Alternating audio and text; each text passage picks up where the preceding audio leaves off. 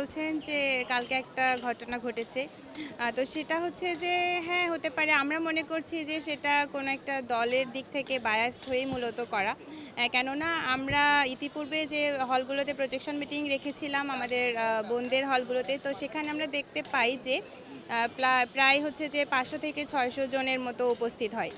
তো যেখানে আমরা সেই প্রজেকশন মিটিংটা রাখি যে খাবারের মানে ডাইনিংয়ে, সেখানে কিন্তু বসার জন্য পর্যাপ্ত জায়গা থাকে না।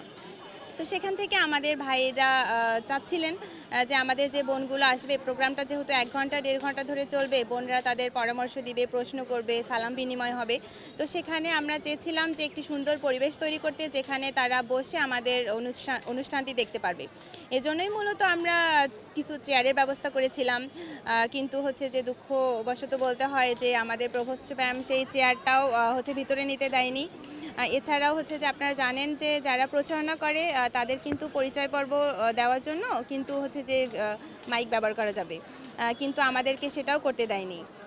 তো সেখান থেকে আমাদের কাছে মনে হয় যে হ্যাঁ, কিছু লোক বা কিছু গোষ্ঠী বা আমাদের সেই স্যার বা ম্যাম হয়তোবা কোনো দলের থেকে বায়াসড হয়ে মূলত এই কাজটি করেছে। না, না, এরকম কোনো কিছু হয়নি। কেন? আপনারা আমাদের আকসু নিয়ে তো অনেকদিন ধরেই করছেন বা ঘুরছেন ফিরছেন, কাজ করছেন। তো সেরকম কোনো কিছু কিন্তু আমরা দেখতে পাইনি। তো আমি বলতে পারবো যে ডাকসুতে যেটা হয়েছে আমরা সেই ধারা যদি ফলো করি তাহলে সেটা ভুল হবে। কেননা আমরা ডাকসু আলাদা, ডাকসু যারা করছেন তারা তাদের মতাদর্শ, তাদের রুলস অনুযায়ী কাজ করেছেন।